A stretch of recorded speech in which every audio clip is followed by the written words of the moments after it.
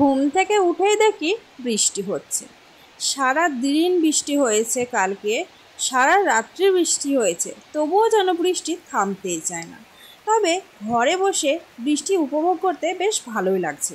আর তার সাথে একটা কথাই শুধু মনে হচ্ছে, যদি এই বৃষ্টির দিনে গরম গরম খিচুড়ি পাই তাহলে কিন্তু ব্যাপারটা বেশ জমে যাবে। কি তাই তো বন্ধুরা? হ্যাঁ, বৃষ্টিটা যেমন আমরা উপভোগ করছি তার সাথে খিচুড়ি যদি পাওয়া যায় তাহলে কিন্তু দিনটা বেশ জমে যাওয়ার মতো দিন। তো তার আগে ভাবলাম গরম গরম এক কাপ চা খেয়ে নিই, যেহেতু ঠান্ডা ঠান্ডা ওয়েদার, চাটা পেলে কিন্তু বেশ ভালো লাগবে। তো বন্ধুরা একটু সময় ওয়েট করো, চাটা খেয়ে চলে আসি তোমাদের সাথে খিচুড়ি ভিডিও নিয়ে। এই দেখো বন্ধুরা, আমি তো ভুলেই গিয়েছিলাম, ভিডিওর এন্ট্রি এখনো পর্যন্ত আমার দেওয়াই হয়নি। তো hello everyone, welcome back to my channel Payel lifestyle. কেমন আছো তোমরা সবাই? আশা করি ভালো আছো। তোমাদের আশীর্বাদ ও ভালোবাসায় আমিও বেশ ভালো আছি। আর ভালো আছি বলেই আবারও চলে এলাম নতুন আরও একটা রেসিপি ভিডিও নিয়ে। আজকের রেসিপি হচ্ছে মুগ ডাল দিয়ে ডালিয়ার খিচুড়ি। তো কিভাবে বানিয়েছি সেটা তোমাদের সাথে শেয়ার করি, চলো। তো বন্ধুরা, মুগ ডাল দিয়ে ডালিয়ার খিচুড়ি বানাবো বলে এখানে আমি একটা ডালিয়ার প্যাকেট আর 1 বাটি পরিমাণে মুগ ডাল নিয়েছি। তবে হ্যাঁ, এখানে কিন্তু আমি 1 প্যাকেট ডালিয়া 1 বাটি মুগ ডাল দিয়ে রান্না করব না। এখানে 1 বাটি পরিমাণে মুগ ডাল নিয়েছি, বাটির পরিমাপটা তোমরা দেখে নাও।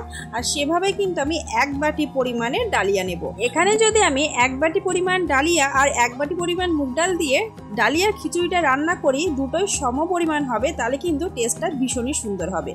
এছাড়া আরও যেসব উপকরণগুলো লাগছে সেগুলো দেখিয়ে দিই। তো এখানে আমি দুটো মিডিয়াম সাইজের আলু টুকরো করে কেটে নিয়েছি। আলুর সাইজটা তোমরা দেখতেই পাচ্ছ। আর বন্ধুরা, তোমরা চাইলে আরও সবজি কিন্তু এখানে অ্যাড করতে পারো। এরপরে এখানে নিয়েছি 4টে কাঁচা লঙ্কা। কাঁচা লঙ্কাগুলো কিন্তু আমি এখানে গোটাই ব্যবহার করব, চিড়ে দেবো না, যেহেতু আমার বাড়িতে ছোট বাচ্চা রয়েছে, এই খাবারটা কিন্তু বাচ্চাদেরও খাবে সেই হিসেবে।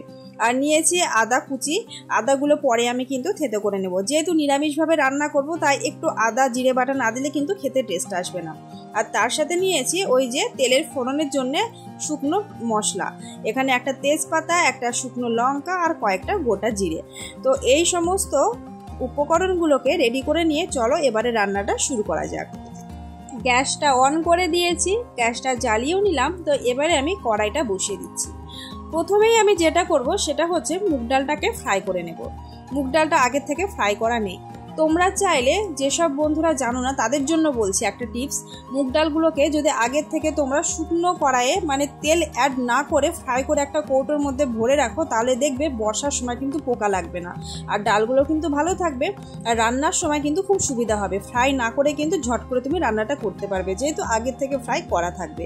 তো আমার সময়ের অভাবে ডালটা ফ্রাই করা হয়ে ওঠেনি, অবশ্যই একটা সময় দেখে ডালটা ফ্রাই করে রেখে দেবো। তো যাই হোক, এখন আপাতত ডালটাকে দেখো আমি শুকনো কড়াই কিন্তু ফ্রাই করে নিচ্ছি। এখানে আমি তেল বা ঘি কোনোটা কিন্তু অ্যাড করিনি, আর এভাবেই হালকাভাবে কিন্তু একটু ফ্রাই করব। বেশি কড়া করে ফ্রাই করলে ভালো লাগে না, আর টেস্টটাও কিন্তু খারাপ হয়ে যায়। সেই কারণে একটু হালকাভাবে মুগ ডালটাকে ফ্রাই করে নিয়েছি। তো কড়াইয়ে কিন্তু আমি রান্নাটা করব না, রান্নাটা করব আমি একটা পতিলায়। তো এখন আমি এই ফ্রাই করা মুগ ডালটাকে দেখো পতিলার মধ্যে কিন্তু ঢেলে নিচ্ছি। এবারে আমি এখানে জল অ্যাড করছি, আর জলের পরিমাণটা কিন্তু আমি অনেকটা পরিমাণে অ্যাড করছি। কেন বলি, কেননা ডালিয়া রান্না করতে গেলে কিন্তু অনেক পরিমাণ জল লাগে ডালিয়াটা সেদ্ধ করতে, আর ডালটাও কিন্তু সেদ্ধ হবে। আর ডালিয়া অ্যাকচুয়ালি কি বলতো, পাতলা রান্না করলেও কিন্তু পরবর্তী জমে যায়, সেই হিসেবে আমি জলটা কিন্তু একবারে অনেকটা পরিমাণে অ্যাড করে দিলাম। এবারে আমি উপর থেকে 4টে কাঁচা লঙ্কা দিয়ে কিন্তু এই যে ঢেকে দিলাম। এখন ডালটা আস্তে আস্তে ফুটে উঠলে কিন্তু আমি ঢাকনাটা খুলে দেবো। তো ওদিকে ডালটা সেদ্ধ হতে থাকুক, আর এদিকে আমি কড়াইয়ে আবারও দেখো তেল দিয়েছি, সর্ষের তেল, আর এই তেলটা গরম হয়ে গেছে। এবারে কিন্তু আমি ডালিয়ার খিচুড়িতে কেটে রাখা আলুগুলোকে ফ্রাই করে নেব। আর এভাবে যদি খিচুড়িতে সবজি ফ্রাই করে অ্যাড করা যায় তাহলে খেতে বেশ ভালো লাগে।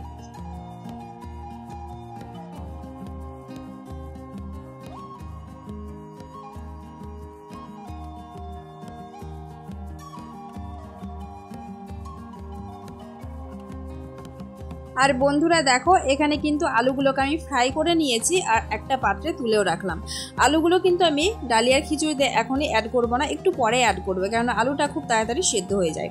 তো এদিকে দেখো ডালটা কিন্তু ফুটে উঠছে, তাই আমি ঢাকাটা খালি করে দিলাম।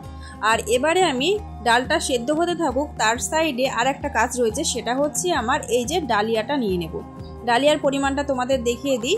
ডালিয়াটা 1 বাটি উঁচু উঁচু পরিমাণে ডালিয়া দেখো নিয়ে নিচ্ছি।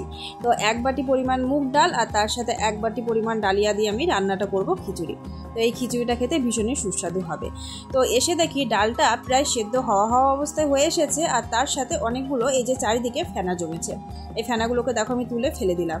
আর এই ফেনাগুলোকে যে ভাত হোক বা ডাল হোক সেদ্ধ করার সময় যদি এরকম সাদা ফেনা হয় সেগুলোকে তুলে ফেলে দেবে তোমরা। তো এরপরে দেখো ডালিয়াটাকে আমি অ্যাড করে দিলাম। তো এখন আমি চামচের সাহায্যে মুগ ডাল আর ডালিয়াটাকে সুন্দরভাবে মিক্স করে নিলাম। তো এখনও কিন্তু আমি কোনো কিছু অ্যাড করবো না, শুধুমাত্র লবণ অ্যাড করবো। লবণটা অ্যাড করছি এই কারণে তাড়াতাড়ি সেদ্ধ হয়ে যাবে। আর হ্যাঁ, তার সাথে দেখো ফ্রাই করে রাখা আলুগুলোকেও আমি দিয়ে দিচ্ছি, কেননা খুব বেশি সময় লাগবে না খিচুড়িটা হতে। ডালটা কিন্তু হাফ সেদ্ধ প্রায় হয়ে এসেছে, আর ডালিয়াটাও খুব বেশি টাইম নেবে না সেদ্ধ হতে। আর জলের পরিমাণটা তোমাদের আরও একবার বলে দিই, দেখতে পাচ্ছ কত পরিমাণ আমি জল দিয়েছি। জলটা আমি একেবারেই অ্যাড করে দিয়েছি। আর এই যে দেখো লবণটা অ্যাড করছি। হলুদটা আমি এখন অ্যাড করব না, সেদ্ধ হয়ে আসবে, প্রায় হাফ সেদ্ধ হয়েই যাবে, তারপরে কিন্তু আমি হলুদটা অ্যাড করব। তো চলো এখন কিন্তু খিচুড়িটা প্রায় হতে থাকুক, আর আমার ওইদিকে হাতে যে মশলাটা রেডি করা বাকি আছে সেটা এখন রেডি করে নেব। তো এই যে দেখো বন্ধুরা, হিমানদস্তি নিয়ে চলে এসেছি। আর মশলা বলতে গেলে কিন্তু শুধু আদা আর জিরা। তো আদাটাকে এখানে আমি হিমানদস্তির সাহায্যে দেখো থেতো করে নিচ্ছি। আর জিরা বলতে গেলে তোমরা অনেকেই জানো অবশ্য, আমি কিন্তু গোটা জিরে মিক্সারে পেস্ট করে রেখে দিয়েছি। আমি কিন্তু গুঁড়ো মশলা কোনো কিছু ইউজ করি না। তো সেই জিরে পাউডার কিন্তু এখন আমি এই যে থেতো করা আদাটার সাথে দেখো মিক্স করে মশলাটাকে আগের থেকে রেডি করে রাখছি। এটা কিন্তু আমি কড়াইয়ে ফোড়নে অ্যাড করে মশলাটাকে ভেজে ডালিয়ার খিচুড়িতে অ্যাড করব। আর তাছাড়া নিরামিষ রান্নার ক্ষেত্রে কিন্তু আদা আর জিরের ভূমিকাটা প্রধান। এই দুটো মশলাই কিন্তু রয়েছে, তাই না? এগুলো না দিলে কিন্তু টেস্টটা একেবারেই পাওয়া যায় না। তো এই যে দেখো মশলা রেডি করে রেখে দিলাম। আর ওদিকে দেখি খিচুড়িটা দেখো ফুটে গেছে, তো প্রায় সেদ্ধ হয়ে এসেছে। আর এখানে কিন্তু এবার আমি হলুদটা অ্যাড করব। তোমাদেরকে দেখো একেবারে কাছের থেকে দেখিয়ে দিলাম। আর এটা হচ্ছে তার কিছুক্ষণ পরে। এখানে আমি কিছু পরিমাণে কিন্তু জল অ্যাড করেছি। আর জলটা অ্যাড করার জন্য কিন্তু ফুটন্ত অবস্থাটা কমে গেছে, একটু পরে ফুটে উঠবে অবশ্য। তো হলুদটা দেখো আমি উপর থেকে অ্যাড করে দিচ্ছি। তোমরা চাইলে কিন্তু গরম জলের সাথে হলুদটা গুলেও অ্যাড করতে পারো। তো এখানে তোমাদের আরও একটা কথা বলি, জলের পরিমাণ যদি দেখো যে কমে গেছে তখন কিন্তু গরম জল পরবর্তী অ্যাড করে দেবে। ঠান্ডা জলটা অ্যাড না করাটাই বেটার আমার মনে হয়। তো দেখো হলুদটাকে সুন্দরভাবে কিন্তু আমি এইভাবে নেড়ে চেড়ে মিশিয়ে নিচ্ছি, যাতে হলুদের কোনো গোটা দানা না থাকে।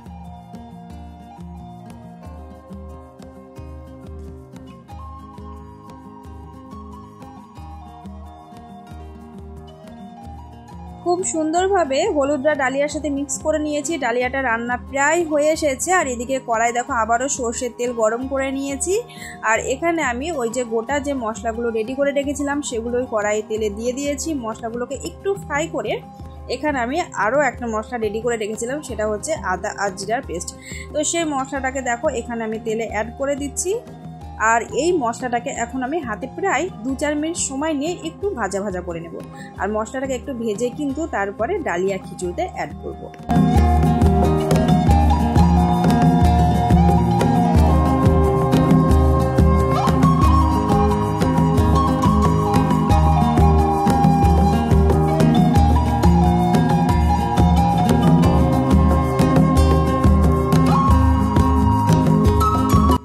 দেখো বন্ধুরা, মশলাটা কিন্তু প্রায় কষানো হয়ে গেছে। এবারে চলো খিচুড়ির সাথে অ্যাড করে নিই। আর তোমরা যারা ডালিয়ার খিচুড়ি খাওনি তারা অবশ্যই এইরকমভাবে একবার রান্না করে খেয়ে দেখো, খুব ভালো লাগবে খেতে। তো পদ্ধতিটা একই রকম, চালের খিচুড়ি যেভাবে রান্না করো ডালিয়ার খিচুড়ি সেম আমি আজকে একইভাবে একই পদ্ধতিতে রান্না করেছি। আর খেতে ভীষণ সুস্বাদু হয়েছিল। তোমরা যারা খাওনি খেয়ে দেখোনি অবশ্যই বানিয়ে খেয়ে দেখো।